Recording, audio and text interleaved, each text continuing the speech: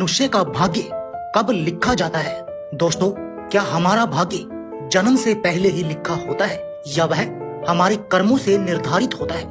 दोस्तों, भाग्य हमेशा से ही एक चर्चा का विषय रहा है। बहुत से लोग मानते हैं कि हमारा भाग्य हमारे जन्म से पहले ही निर्धारित हो जाता है, जबकि औरों का मानना है कि मनुष्य का कर्म ही उसका भाग्य निर्धारण करता है। भाग्य और कर्म को समझना इसलिए भी जरूरी है क्योंकि इससे आपको यह पता चलेगा कि मनुष्य पाप कर्म अपने पूर्व निर्धारित भाग्य के कारण करता है या वो अपने कर्मों से अपनी भाग्य को बनाता बिगाड़ता है। इस वीडियो में आप जानेंगे कि भाग्य और कर्म में अधिक शक्तिशाली कौन है और क्यों, और क्या वाकई भाग्य हमारे कर्मों से बनता है। इस विषय में गरुड़ पुराण, हिंदू धर्म ग्रंथों और आचार्य चाणक्य ने चाणक्य नीति में क्या बताया है, इसके साथ ही साथ मुस्लिम, ईसाई और अन्य धर्म ने इस विषय पर क्या लिखा है, वह भी आप इस वीडियो में आगे देखेंगे। नमस्कार दोस्तों, स्वागत है आपका हमारे इस चैनल पर। आपसे अनुरोध है कि इस वीडियो को अंत तक जरूर देखें, साथ ही चैनल को सब्सक्राइब कर लें और कमेंट बॉक्स में जय श्री नारायण लिखकर परमात्मा को अपना आभार व्यक्त करें। दोस्तों, चलिए जानते हैं सबसे पहले गरुड़ पुराण में भाग्य को लेकर क्या लिखा गया है। पहले वह जानते हैं, इसके बाद आचार्य चाणक्य ने इस बारे में चाणक्य नीति में और भगवान श्री कृष्ण ने भगवत गीता में जो कहा है वह देखेंगे। हिंदू धर्म शास्त्रों में लिखा है कि मृत्यु के बाद केवल शरीर नष्ट होता है, लेकिन आत्मा कभी नहीं मरती। गरुड़ पुराण में बताया गया है कि कुल 84 लाख योनियों में सबसे श्रेष्ठ योनि मनुष्य की होती है।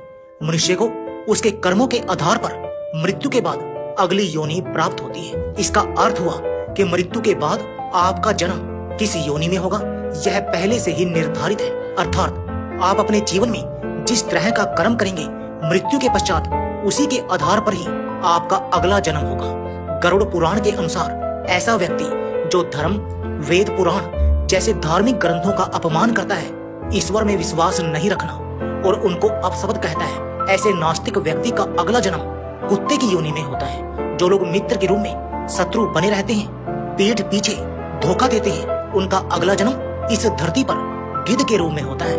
अर्थात गरुड़ पुराण के अनुसार मनुष्य के द्वारा इस जीवन में जो कर्म किए जाते हैं, उस आधार पर उसका अगला जन्म और उस नए जीवन में मिलने वाले कष्ट व्यक्ति के जन्म से पहले ही निर्धारित हो जाते हैं। दोस्तों, आचार्य चाणक्य के अनुसार व्यक्ति अपने कर्मों से अपनी मृत्यु को भी प्रभावित कर सकता है। आचार्य चाणक्य ने चाणक्य नीति के श्लोक में बताया है कि किसी भी मनुष्य के भाग्य की 5 चीज माँ के गर्भ में ही तय हो जाती है। अर्थात इस धरती पर रहने वाले हर एक देहधारी प्राणियों की आयु, कर्म, धन, संपत्ति, विद्या और मृत्यु का समय, यह 5 चीज उसके भाग्य में इस समय लिख दी जाती हैं जब वह अपनी माँ के गर्भ में होता है। आचार्य चाणक्य के अनुसार किसी भी शिशु की आयु माँ के गर्भ में ही तय हो जाती है। बच्चा अल्पायु होगा या दीर्घायु, इस संसार में आ पाएगा या नहीं, यह सब माँ के गर्भ में ही तय हो जाता है। आचार्य चाणक्य के अनुसार हर व्यक्ति को अपने कर्मों के हिसाब से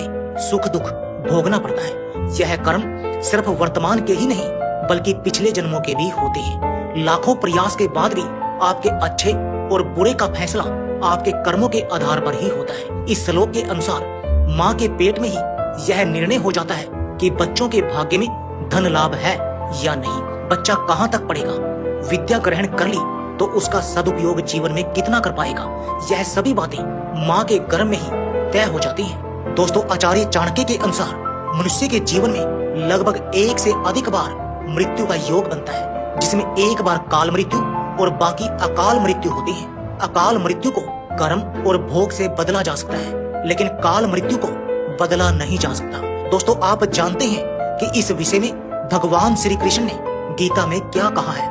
दोस्तों, गीता में श्री कृष्ण ने बताया है कि मनुष्य का भाग्य किन चीजों से तय होता है। गीता के अनुसार मनुष्य अपने भाग्य का निर्माण खुद करता है। आज जीवन के हर एक कदम पर हमारी सोच, हमारा व्यवहार और हमारे कर्म ही हमारा भाग्य निर्धारण करते हैं। हिंदू धर्म शास्त्रों में भगवान श्री कृष्ण के जन्म की एक कथा बताई गई है, जिसमें कंस के लिए एक भविष्यवाणी होती है कि उसके भाग्य में देवकी की 8वीं संतान से वध होना लिखा है। यह भविष्यवाणी सच ना हो, इसके लिए कंस ने वह सब कुछ किया जो वह कर सकता था। दोस्तों, लेकिन अंत में कंस की मृत्यु उसके भाग्य के अनुसार माता देवकी की 8वीं संतान श्री कृष्ण द्वारा ही हुई। कंस को अपने भाग्य से बचने के लिए इतना सब कुछ करने की जरूरत नहीं थी। उसे सिर्फ अपना कर्म सुधारने की जरूरत थी जो उसके अधिकार में था। अगर वह अधर्म छोड़कर धर्म के मार्ग पर आगे बढ़ गया होता तो हो सकता है भगवान उसे क्षमादान दे देते, लेकिन वह अधर्म के मार्ग पर ही आगे बढ़ता गया और उन्हीं पाप कर्मों के कारण खुद ही मृत्यु को प्राप्त हुआ। दोस्तों, सनातन धर्म, शास्त्रों और पुराणों के अनुसार केवल कंस ही नहीं, इस संसार में जन्म लेने वाले हर प्राणी का भाग्य जन्म से पहले निश्चित होता है। कोई व्यक्ति कब जन्म लेगा, क्या करेगा और अपना पूरा जीवन कैसे व्यतीत करेगा, यह सब कुछ उसके जन्म से पहले ही निर्धारित होता है। इसके अनुरूप ही उसका अगला जन्म होता है। लेकिन इसका अर्थ यह नहीं है कि हम सब कुछ भाग्य पर ही छोड़ दें, क्योंकि भाग्य भी कर्म से बदला जा सकता है। हिंदू धर्म में भाग्य को प्रारब्ध कहते हैं। प्रारब्ध का मतलब है कि हमारा वर्तमान जीवन पिछले जन्मों में संचित किए गए सकारात्मक या नकारात्मक कर्मों का फल है।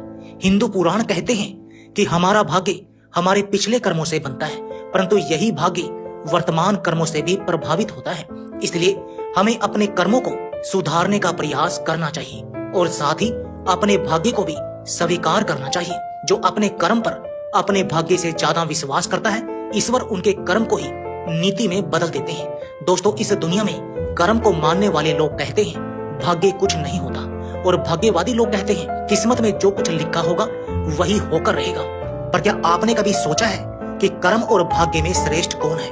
भाग्य और कर्म में से कौन ज्यादा महत्वपूर्ण होता है? यह एक बहुत ही विवादास्पद और व्यक्तिगत प्रश्न है। दोस्तों, भाग्य और कर्म को अच्छे से समझने के लिए पुराणों में एक कहानी का उल्लेख मिलता है। एक बार देवर्षि नारद जी वैकुंठ धाम गए।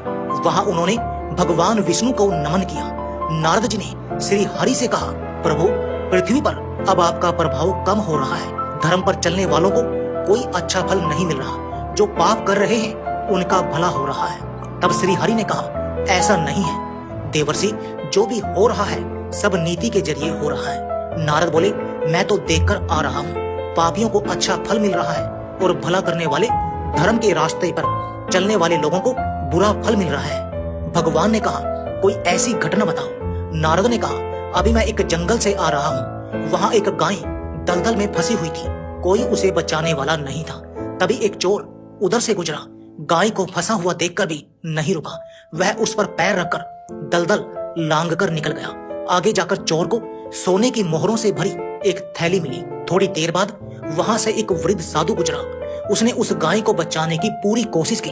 पूरे शरीर का जोर लगाकर उस गाय को बचा लिया। लेकिन मैंने देखा कि गाय को दलदल से निकालने के बाद वह साधु आगे गया तो एक गड्ढे में गिर गया।